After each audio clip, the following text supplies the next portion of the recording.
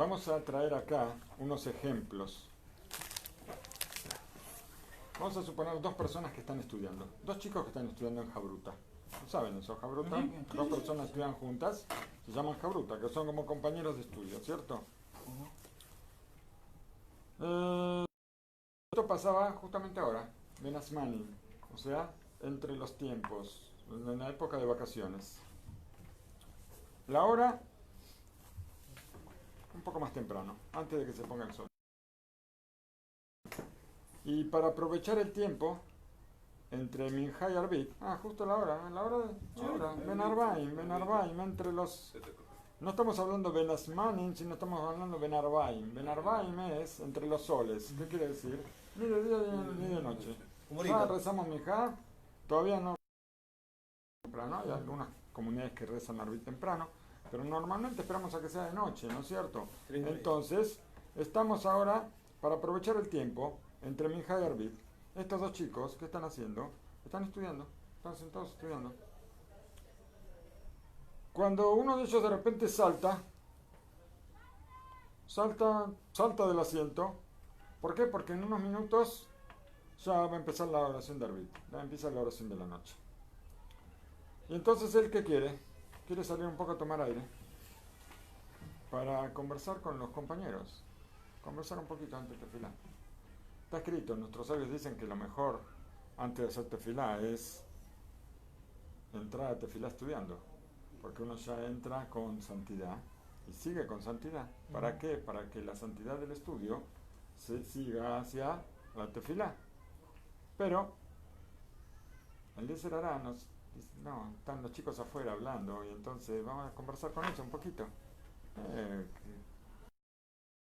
Fútbol o qué sé yo qué cosa, no sé, alguna cosa, algo, siempre hay algo para hablar. Cuando hay chicos afuera hablando del Betagneset siempre tienen algo de que hablar. Entonces le dice, vamos a terminar ahora de estudiar, así yo puedo salir a hablar. En unos minutos empieza Arbit. Pero el compañero, ¿qué le contesta?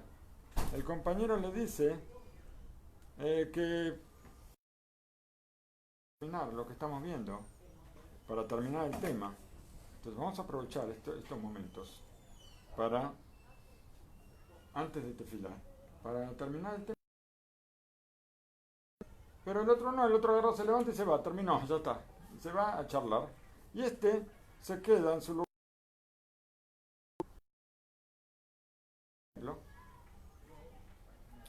Dos personas piden hacer un determinado favor. Y paraditas ahí. Y viene alguien y les pide hacerles un favor. Los dos contestan que sí, que ellos están dispuestos enseguida, contestan que van a hacer el favor, le van a hacer el favor a esta persona que le está pidiendo.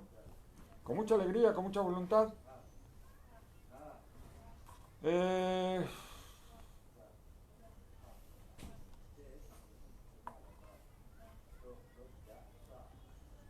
Los dos se levantan de inmediato para ayudar, pero finalmente, ¿qué pasó? El primero lo hizo con mucha alegría y enseguida, rápido.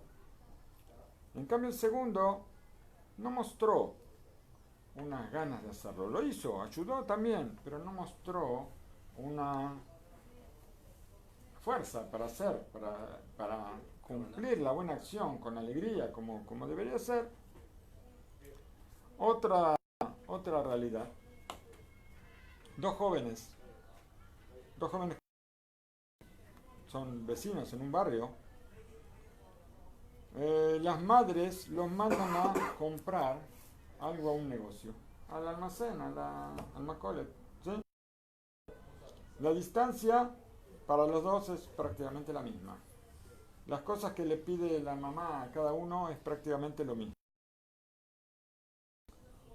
Pero las ganas de cumplir este precepto, que es en este caso honrar a la madre, tiene una pequeñísima diferencia. La diferencia es muy pero muy pequeña entre los dos.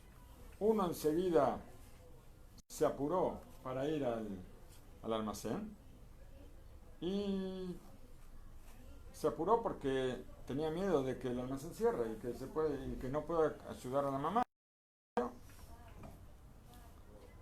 Y el otro no se apuró tanto y llegó, Baruch Hashem llegó cuando todavía a punto de cerrar, pero llegó. Lo que leíste tú antes, Atzada Yahvé, dice, ¿qué es lo común en estos tres casos? En estos tres relatos. En los tres relatos son cosas muy similares y la diferencia es muy pequeña. La diferencia es tan pequeña en el cumplimiento de los preceptos de cada uno que en el cumplimiento del precepto no vemos la diferencia. Los dos cumplieron, los que estaban estudiando estudiaron, los dos estudiaron, que se levantó 2 minutos antes para conversar, pero estuvo estudiando, capaz que estuvieran estudiando 2 horas seguidas. ¿Sí? En el caso del otro de que van al mercado, los dos compraron, los dos pudieron comprar las cosas y ayudar a la mamá. En el otro caso en que también le pidieron hacer una ayuda a una persona, los dos también la hicieron. Uno la hizo con menos energía. Acá nosotros vemos una pequeña diferencia en la fuerza en que cumplimos el precepto. Y si nosotros salimos a la calle ahora y le preguntamos a mucha gente sobre la diferencia entre estas dos personas en cada uno de los casos, la mayoría de la gente no va a notar la diferencia. O va a decir que no tiene consistencia, no hay una diferencia que se pueda decir que sea apreciable. Es posible que muchos acepten que hay una pequeña diferencia tal vez en la recompensa que va a recibir uno u otro. Pero más que eso no podemos decir que una persona tenga recompensa y la otra va a tener castigo por lo que hizo. ¿Por qué? Porque al fin y al cabo cumplieron. En la Perashat Noach nosotros encontramos otro relato con una diferencia muy pequeña entre dos personas que estuvieron juntos en el cumplimiento de un precepto. ¿Quiénes fueron? Vaikach Shem beyafet et asimla beyasimu al shechem sheneem beyalhu aharonit beyahasu et erbat aviem. Nosotros sabemos que Noach, después de que terminó el diluvio, ¿qué hizo? Plantó un viñedo, creció la planta. Ahora, si nosotros vemos lo que hablamos hace un ratito, de lo que hacía falta para hacer el vino, lo de Noach fue algo mágico, porque en un día se hizo todo. Plantó, creció, cortó las uvas, el vino se hizo vino y se lo tomó. Todo pasó el mismo día. Esta es la fuerza del Yetzer Hará. Cuando el Yetzer Hará quiere que hagamos algo que no está bien, nos ayuda. Entonces, ¿dónde se vio que plantar y el vino? Sabemos que cuando cortamos las uvas, si las pisamos, si le ponemos azúcar o agua, lo que sea, para que se haga vino, eso lleva como 2 meses, ¿no es cierto?, para que se haga un buen vino. Claro. Por lo menos. Si queremos que sea un vino bien asentado, hay que esperar bastante más. Pero, sin embargo, Noach lo hizo todo en un día. Y se emborrachó. Y empezó a hacer tonterías. Se quitó la ropa. Y vinieron 2 de los hijos y lo cubrieron. El otro ni hablar, el otro no lo cubrió. El otro fue, lo miró y le avisó a los hermanos. Miren lo que hizo papá. Como si fuera una cosa divertida. Por eso fue castigado Ham y toda su descendencia fueron todos castigados. Pero ahora estamos hablando de Shem y Yafet. Shem y Yafet, ellos dos lo cubrieron al papá. Lo cubrieron al papá y ¿qué nos dice la Torá? Si nosotros vamos a entrar en detalle en el texto del versículo, entonces vamos a preguntar por qué acá dijo Vaikaj. La Torá dice y tomó. tenía que haber dicho y tomaron, porque ¿quiénes fueron? Shem y Yafet. Los dos fueron los que tomaron la prenda del padre para cubrirlo. Pero ahí dice, y tomó Shem y Yafet. ¿Por qué dice así?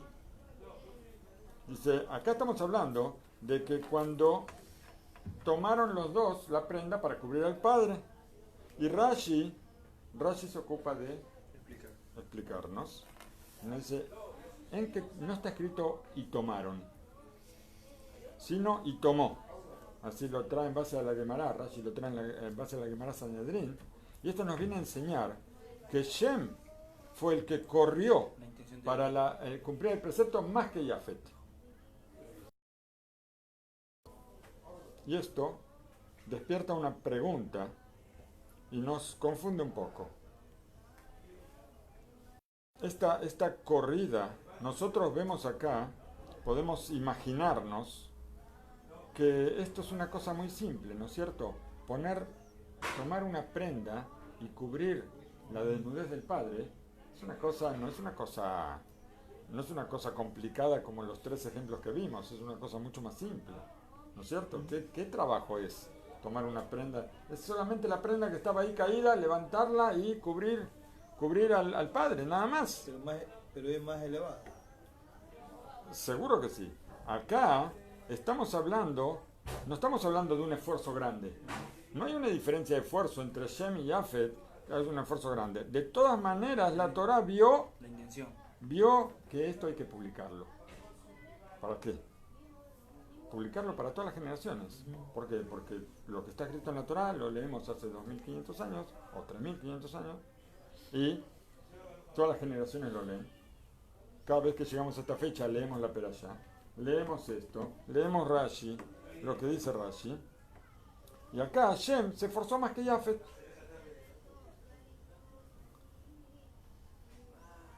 Y la sorpresa crece mucho más.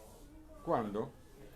Cuando nosotros seguimos viendo las palabras de Rashi y vemos cuál fue el valor que la Torah le da a esta diferencia tan pequeña. Así dijo Rashi. Por esto, porque se esforzó más en el precepto. Shem Sahu Banav Letalit Shel Tzitzit. Los Yudim descendemos de Shem. Nosotros tenemos ahora un talit con tzitziot, gracias por mérito de Shem. Y Yafet, que Beyafet Sahá le Keburá Lebanav. Y Yafet tuvo el mérito de enterrar a sus hijos. ¿Esto es un mérito? No sé si es un mérito. Enterrar a sus hijos. El padre que entierra a sus hijos. Porque está escrito. Aten Legok Makom Sham Keber. O sea, hay que buscar dónde está. Está escrito en el Sefer, está escrito en Yehezkel. Le que Shemeaniel Badabar. Dice, cuando nosotros investigamos en esto, nosotros vemos una diferencia tan grande. Y hay varios puntos en la diferencia.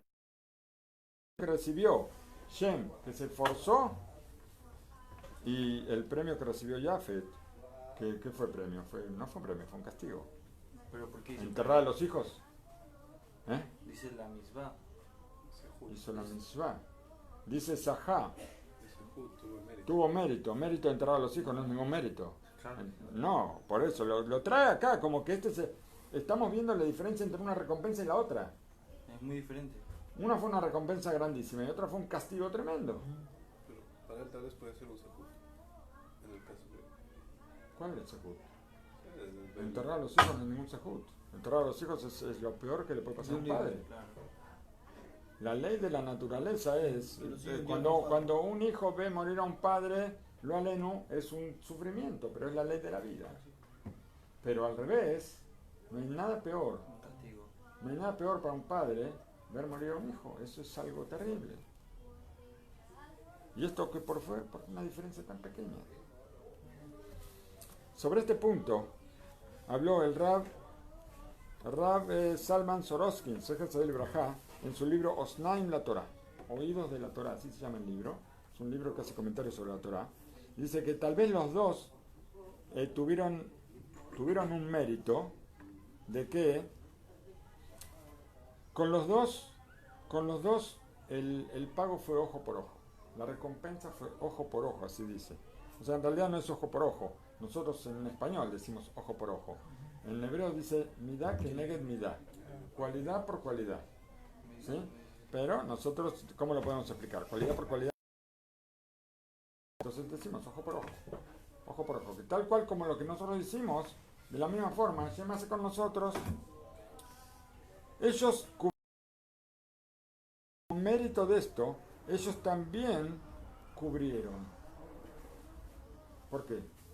Porque Shem nos dio el talet que es para cubrirnos. También que hoy en día nosotros usamos el talet katán y que encima llevamos otra prenda, ¿no es cierto? Pero en la antigüedad, las personas usaban una única túnica en la que le llamaban talet, y que esa túnica tenía 4 puntas y que de ahí colgaban los tzitziot. Pero era la única túnica que vestían, porque en la antigüedad se vestía una túnica, no se vestía pantalón, camisa como hoy en día, sino que la vestimenta era... ¿Qué pasa que tiembla tanto el asunto? Bueno, entonces, una única túnica y ahí colgaban los tzitziot. ¿Está bien? Y también Jafet también cubrió. ¿Qué cubrió? Cubrió de tierra a los hijos. También se llama cubrir. Cuando entierran la mitzvah del entierro, que es una mitzvah, enterrar a un muerto, es una mitzvah. Ahí, la mitzvah, ¿cuál es? Echar tierra sobre el cuerpo. Esa es la mitzvah. La mitzvah cuando uno va a un Bet HaKebarot, por eso, normalmente, cuando se hace, todas las personas agarran la pala y ponen un poquito, y tiran un poquito. Todas las personas que asisten, porque si no, ¿para qué fueron? Fueron para ser parte de la mitzvah también.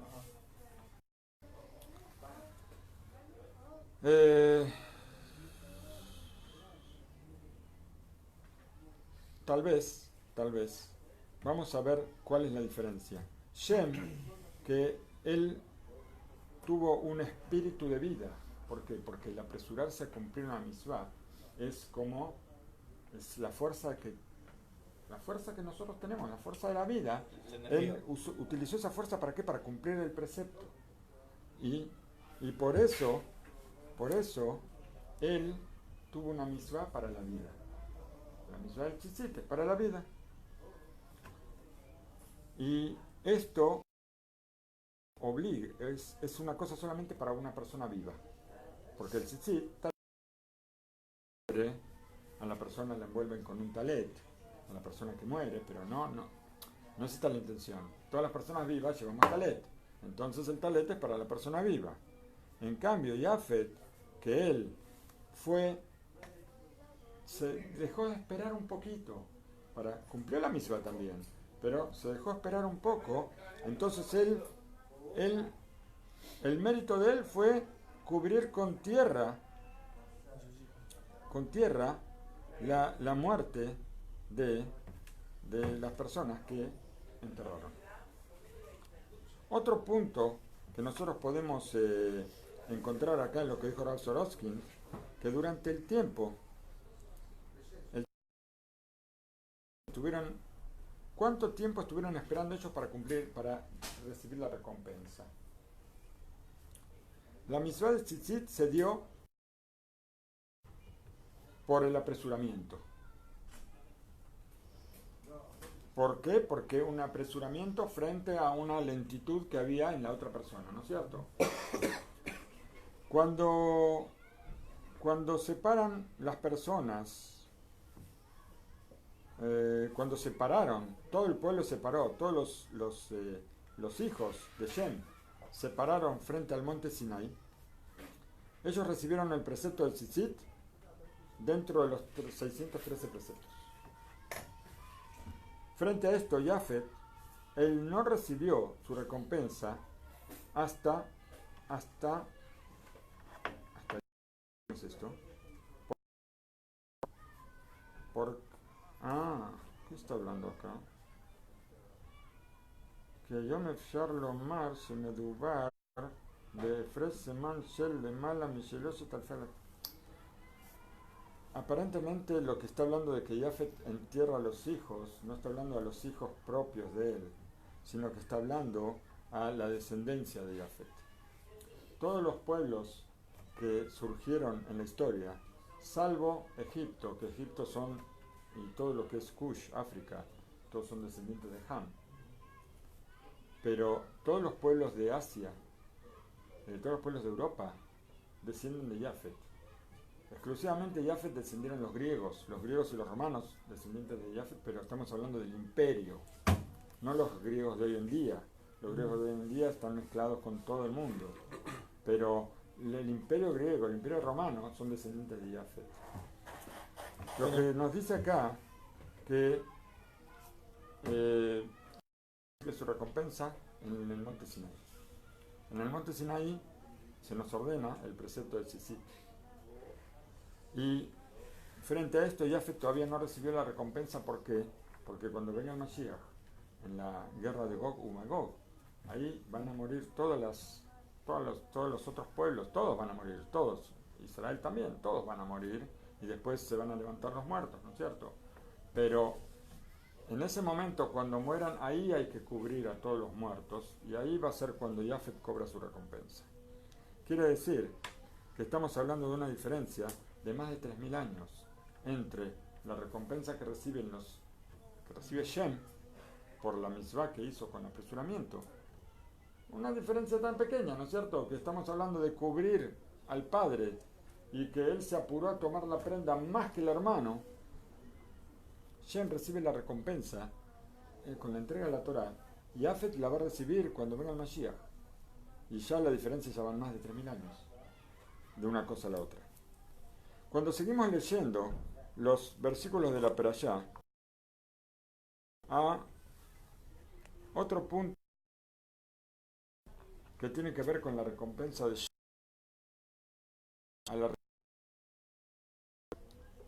A continuación está escrito: Yafet Elohim le Yafet, Yefat Elohim le Yafet, Baishkon Beoale Shem. ¿Cómo explica Rashi esto? Está diciendo que para Shem fue bonito. Jafet viene de la Shem Yafé, del bonito. Por eso está escrito que los griegos, ellos adoraban su cuerpo, adoraban el físico. ¿Por qué? Porque son el clásico descendiente de Jafet. Por eso dice que para Jafet era bonito, para Shem fue bonito. ¿Pero qué fue bonito? Fue bonito ver el establecimiento de las tiendas de Shem. Explica Rashi: a pesar de que para Shem era bonito lo de Jafet,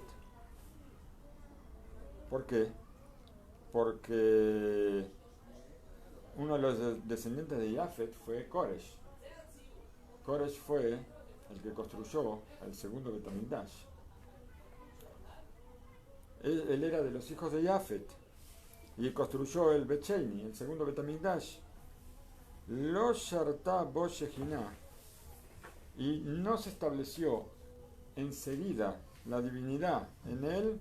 ¿Y dónde se estableció entonces? En el Mikdash Rishon Shebana Shlomo, en el primer Beit HaMikdash que construyó Shlomo, el rey Salomón. Ahí enseguida se depositó la divinidad, que fue hecha por ¿quién? Por los hijos de Shem, por los Yudim. Shlomo Amelech construyó. En cambio, el segundo Beit HaMikdash fue Herodes, ¿no? Algo en la historia habla de Herodes y de... Bueno, es Koresh. Koresh, creo. La zona Kodesh es, en griego es Herodes, me parece que es el mismo. Me parece. Pero la divinidad no se estableció en el segundo Beit HaMikdash como se estableció en el primero. ¿Por qué? Porque justamente el primer Beit HaMikdash lo construyeron los descendientes de Shem y el segundo lo construyeron los descendientes de Jafet. Y entonces acá vemos que hay una diferencia muy grande. ¿Y todo por qué? Por una pequeña cosa. Por eso tenemos que decir que ¿a qué vamos con todo esto? A veces nosotros vemos que hay cosas que son pequeñas.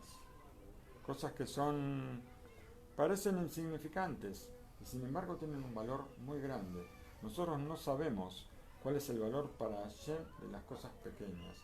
Cuando nosotros corremos para hacer algo, que tal vez si no corremos lo vamos a hacer igual, pero el hecho de correr para hacer algo, le estamos mostrando a Hashem cuánto nosotros nos esforzamos por servirlo. Y esto para nosotros puede ser algo muy, muy pequeño, pero para Hashem es algo muy grande. El Bet HaMikdash con la divinidad frente al Bet HaMikdash sin la divinidad es una diferencia enorme. Y todo esto consecuencia de el esfuerzo pequeñito que hizo Shem frente a Yafet. Sería digno, dice Rav Baifus, enfatizar acá cuál es la diferencia tan pequeña hasta que nosotros vemos que una persona puede estar parada a un costado y no darse cuenta de la diferencia. ¿Por qué? Porque realmente si alguno de nosotros hubiéramos estado ahí al lado de Noah y hubiéramos visto a los dos hijos, hubiéramos visto enseguida que el otro hijo no hizo nada, pero hubiéramos visto que los dos fueron a cubrirlo. Y no nos daríamos cuenta de que hubo una diferencia, que uno se apuró un poco más, uno agarró primero la prenda y enseguida la levantó y cubrió, y el otro estaba como acompañando tal vez, pero no nos daríamos cuenta.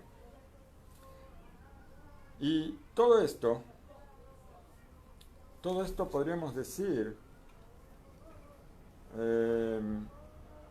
ver, ¿qué nos quiere decir acá el Rab? ששם הוא המסורס וממילא גם התאמץ מעט יותר משאר יפת אחיו. על התעצמות זו שם זוכה לדרגות כה רמות ושונות לעומת אחיו. Vemos acá que hasta podríamos discutir si hay una diferencia, una persona que ve de afuera. Y sin embargo vemos que la diferencia es tan grande, lo que mereció cada uno es tan distinto frente a su hermano, y más que Yafet es el hermano mayor, aparte de todo. Yafet fue el hermano mayor, pero él tuvo. Por eso, ¿cuánto es la fuerza de una cosa tan pequeña? Me parece que estaría de sobra ahora explicar cuál es la posición de la Torá frente a las diferencias que hay en los ejemplos que vimos al principio. Los ejemplos que vimos al principio, nosotros sí vemos la diferencia. Es una diferencia apreciable inclusive a nuestro ojo. Entonces, si algo que es tan imperceptible como lo que pasó ahí con Noah y sus hijos, y la Torá hizo tanta diferencia, entonces, ¿qué vamos a decir sobre lo que pasó? Por ejemplo, ¿qué pasa con un minuto más o menos? El Jafetz Haim, podemos decir 200 palabras. Y 200 palabras de Torah, cada una es una mitzvah. Y cada una es una mitzvah, está escrito que Talmud Torah Keneged Kulam. El estudio de la Torah está frente a todo. Quiere decir que un minuto son 200 preceptos que valen por todos los preceptos de la Torah. No por eso yo estoy exento de los demás preceptos, ¿no es cierto? Pero la Torah siempre está frente a todo. ¿Y qué vamos a decir de cumplir un precepto con alegría? ¿Qué diferencia hay si lo cumplo con alegría? Si lo cumplo igual, ¿qué diferencia hay? También vale la intención. La Torá, nosotros tenemos un mérito muy grande. El mérito de poder acercarnos a Hashem, el mérito de poder cumplir preceptos, es un mérito enorme. Estar cerca de Hashem es nuestro creador. El otro día leía sobre Noah. Noah, él conoció Metushelach. Metushelach murió una semana antes del diluvio. Fue el hombre más longevo, ¿no es cierto?, el momento ese. Y Noah lo conoció. Y Metushelach conoció a Adán Arishon. Y Adán Arishon, Metushelach le contó a Noah que Adán Arishon le dijo a él que Hashem lo había creado. Cuando Noah escucha eso, ¿qué? No entiende nada. Hoy en día nosotros escuchamos de un rab que nos cuenta que él conoció al Stapler, o al Hasonish, al Hafez Haim. Nosotros no tuvimos el mérito. Y nos cuenta cosas que ellos dijeron, pero que se las contaron a él. El Rabbi Ankel Galinsky, por ejemplo, que falleció hace unos años, él se codeaba con todos, con el Hasonish, con el Stapler, también no sé si conoció al Hafez Haim, pero él cuenta cosas que le venían y le decían a él, como cosas de simple. Pero cuánto mérito de esas cosas. Que Noah haya escuchado de Metushelach que Adán Arishon le dijo a él que Hashem lo creó. ¿Qué entendemos nosotros de eso? Nada. Nosotros leemos que Hashem creó a Adán Arishon, ¿no es cierto? ¿Y qué entendemos? ¿Y qué entendemos cuando leemos que lo adormeció a Adán Arishon y le sacó un costado o una costilla o lo dividió en dos? Porque hay muchas versiones, ¿no es cierto? Rashi, los comentaristas, dicen que el hombre y la mujer estaban pegados y que los separó por la espalda, pero hay que una costilla, que de ahí salió la mujer y él dijo: es carne de mi carne. ¿Qué entendemos de todo eso nosotros? ¿Qué entendemos? Nada, no entendemos nada. Y Noah escuchó eso de Adán Arishon. ¿No? ¿Te sale? ¿Qué? ¿No le queso? Pero los rabinos, los que estamos casados, sí entendemos algo. ¿Qué entendemos? ¿Entendemos de Adán Arishon? De Adán Arishon no entendemos nada. De Adán Arishon no entendemos nada. De toda la creación no entendemos nada. De cómo se crea un ser vivo nuevo. Cómo un hijo sale de una gota. Nosotros entendemos. Trash, para allá. Bajo trash. Ahora va. Me perdí dónde estaba ahora. Estábamos hablando de 2 minutos más o 2 minutos menos de Torah. Estábamos hablando de hacer un precepto con alegría. El Hafez Haim todos los días hacía una evaluación de sus acciones. Hafez Haim, no sé, tampoco tuvimos el mérito de conocer al Hafez Haim.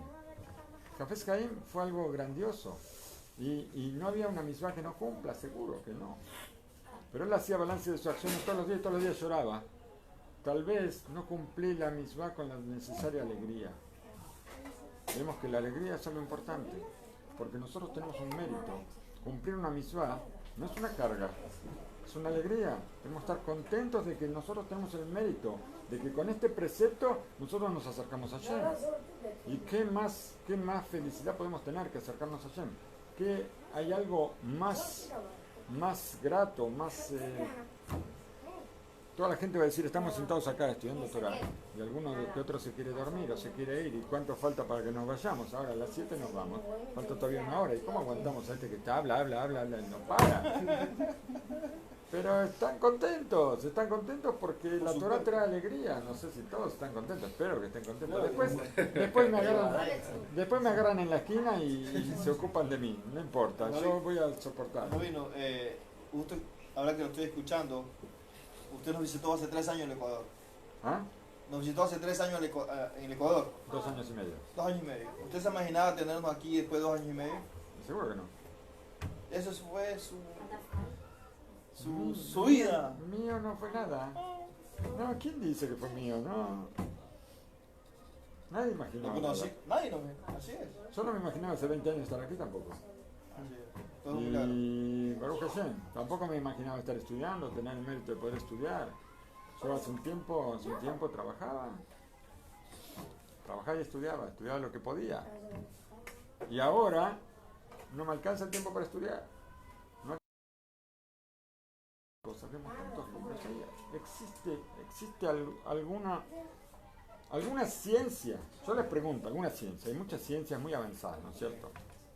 Pero la ciencia se termina. Llegué hasta acá y terminé. Esto no empieza nunca. Empezamos. Ahora asustense y no quieren estudiar más. ¿No es cierto? No, pero cuando uno más avanza, más ve que más le falta. Y más quiere las palabras de nuestros sabios. Son maravillosas. Son cosas que a uno no se le puede ocurrir. Solamente agarrar el Sefer Bereshit y empezar a ver los comentaristas, las cosas que dicen. Es sin fin. Bueno, a ver, ¿dónde estamos? ¿Qué pasa acá con la alegría? ¿Qué pasa con...? Al fin y al cabo, dos personas cumplen el precepto, lo cumplen igual. Uno lo hizo con mucha alegría y otro lo hizo con menos alegría. ¿Cuál es la diferencia acá? Aquí hay una alegría en el pensamiento de la persona. El precepto lo cumplió también. Sí, los dos cumplieron. Los dos fueron a ayudar a la persona que necesitaba. Los dos ayudaron con la misma fuerza, pero uno estaba contento y el otro le fue una carga para él. La Gemara en el Tratado de Baba Kama dice: Amar Rabjana Baraba o Amar Rabjía Baraba, el nombre de Rabbi Hanan, en Akadosh Baruj Hu Mekapeach Sahar Kol Bria. Akadosh Baruj Hu no disminuye la recompensa a ninguna creación. Lo que Akadosh Baruj Hu tiene que pagar, paga. Después me cuenta. Inclusive paga por una conversación agradable. También paga por eso.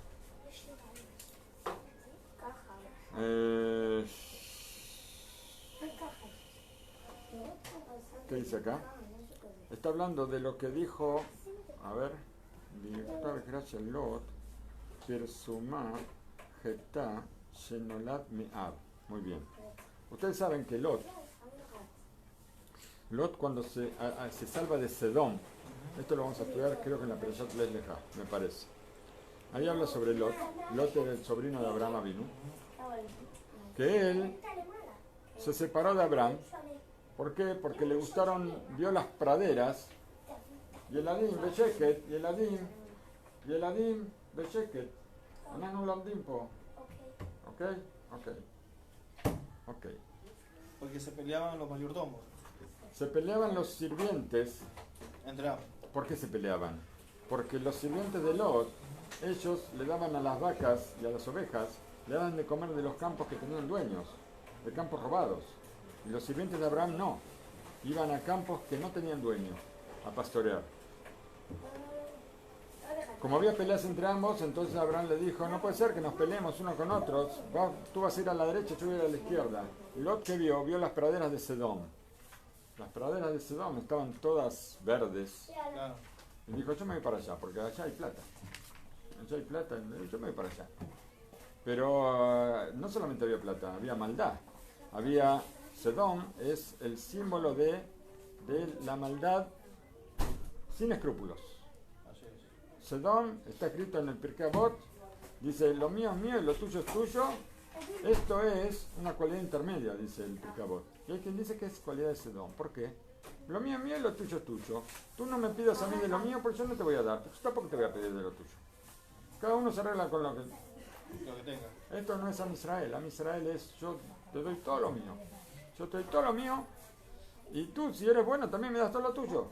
Porque la cuestión nuestra es dar, no recibir. Cuando todos damos, eso es práctico. Pero Sedom, ¿qué es? Ni doy ni recibo. ¿Sí? Ni exporto ni importo. Si es de Ecuador es mejor, ¿no es cierto? ¿Cierto? Sí. Entonces nosotros no exportamos a nadie, pero tampoco importamos. Y nos arreglamos con lo que tenemos, o sea que vivimos en la prehistoria. O sea que no tenemos nada. ¿Esto por qué? Porque es Minag Sedom, es la costumbre de Sedom. Lot se escapó a Sedom y después Hashem se enojó con Sedom y iba a destruir Sedom. Por mérito de Abraham, Lot se salva. Solo por mérito de Abraham. Lot se salva y sabemos que en la escapada el ángel le dice a Lot, no miren para atrás.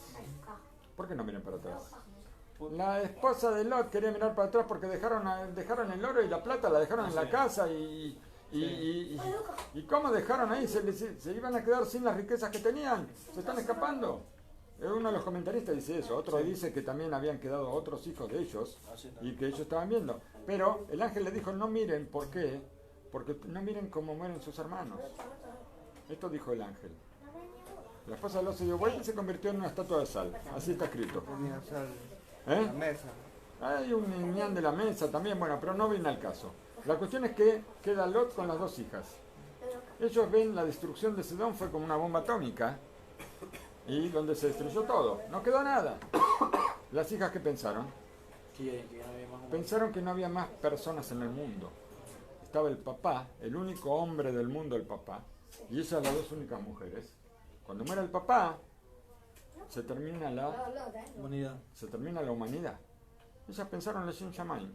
Por eso lo emborracharon al padre, para estar con el padre y tener hijos, tener descendencia con el padre. Y la primera noche lo emborracharon y la mayor estuvo con el padre. La segunda noche estuvo la menor, las dos quedaron embarazadas. Y de ahí nacieron Amón y Moab.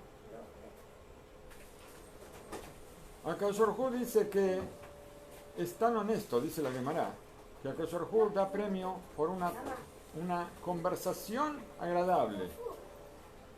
¿Cómo le puso nombre? ¿Cómo le puso nombre? Cada una de las hijas le puso nombre a sus hijos. Hay quien dice que el padre estaba borracho pero algo sabía o algo supo. Bueno, las hijas lo hicieron con una buena intención. De ahí salieron los pueblos Amón y Moab. ¿Qué significa Moab? Moab quiere decir Me'ab, del padre. Ella, no sé si fue la menor o la mayor, ella en el nombre que le puso a su hijo, reveló lo que hizo, mostró lo que hizo, que al fin y al cabo es un pecado. Y ella lo está mostrando, lo hace público, dice Moab que es del padre. Y esto, ella fue castigada por eso. La otra dijo Amón no tiene nada que ver, es un nombre... Lo publicó. Por eso, entonces, después, en la Torá, a Akadosh Baruj Hu le dice a Moshe, Al tetzer et Moab, Beal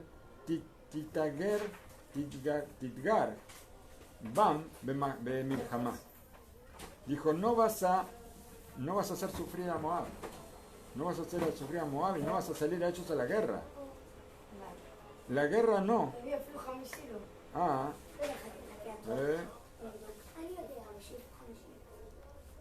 La guerra no. Y tampoco los va a provocar. Le avidan mutar. ¿Qué es lo que dice aquí? Un momento. Amar lo que Akadosh Baruj Hu le Moshe. Le dijo Hashem a Moshe, Al tetzer et Moab, beal titgar, o titager, bam bamilhamá. Milhamá udelo. Que no los provoque en guerra, pero que sí los provoque. ¿Por qué? La menor le puso Amón. Amón viene de Ben Amí, hijo de mi pueblo. Al decir hijo de mi pueblo, no está diciendo que es hijo del padre, se está diciendo que es hijo del pueblo. Y a Akadosh Baruj Hu le dijo a Moshe sobre ellos, Bekirbat mul bene Amón, el Tatzoran beal titager bam. Sobre Amón trajo un lenguaje más cercano, que sí se puede acercar. Inclusive no provocarlos a ellos, también está prohibido provocarlos. Mirando superficialmente, nosotros no vemos una importancia tan grande en un asunto, esto de que le puso el nombre, Moab o Amón. No vemos nada. ¿Por qué? Porque nosotros vamos a suponer que los hechos de las dos hijas de Lot fueron similares. ¿Por qué? Porque las dos, una fue la más grande, después fue la más chica, las dos noches se emborracharon al padre, estuvieron con el padre, tuvieron un hijo porque querían preservar la humanidad, ¿no es cierto? Pero para la Torá los dos hechos son distintos. ¿Por qué? Porque la más chica fue más recatada, no mostró lo que hizo, y por eso las consecuencias son distintas. A continuación, ya con esto vamos a terminar, a continuación la Gemara trae un estudio adicional de las hijas de Lot. La más chica, a pesar de que ella no fue,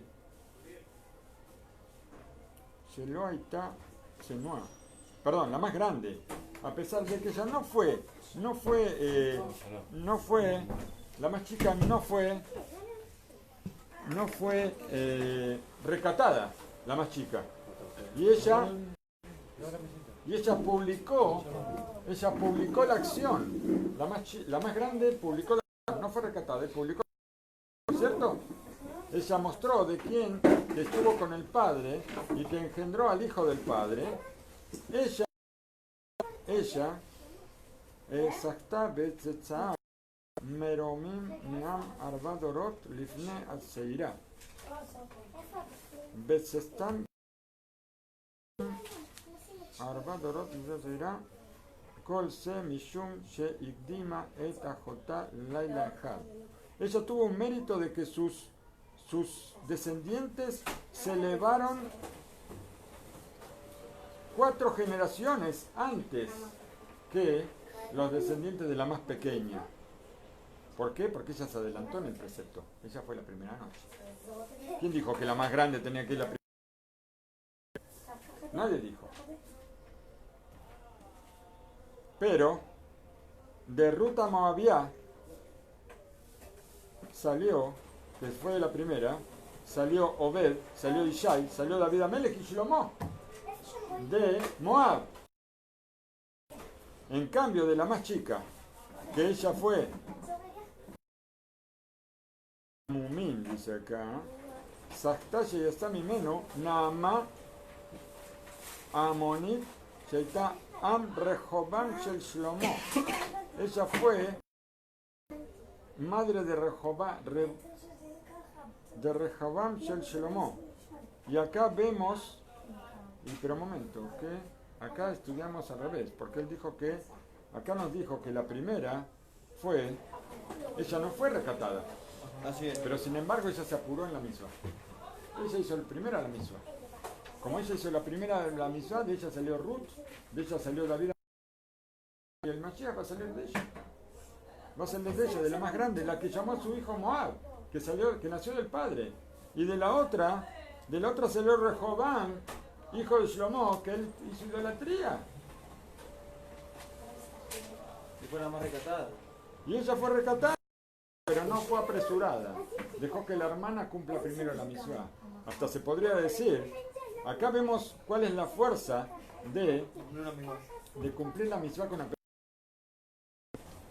Y aunque también tuvo un problema, ¿no es cierto? Que no fue recatada. Pero de todas formas hay una pregunta que no aparece aquí, pero que podríamos preguntar sobre la más pequeña. Una vez que la más grande ya estuvo con el padre, ahora ya hay continuidad de humanidad. Cuando la más grande que está con el padre y queda embarazada, la más pequeña no tiene necesidad de estar con el padre. ¿Qué necesidad tendría? Claro. ¿Por qué las dos? Claro. Una sola cumple la misma. Y ya va a haber... Podemos decir que, a pesar de que ella fue recatada y todo,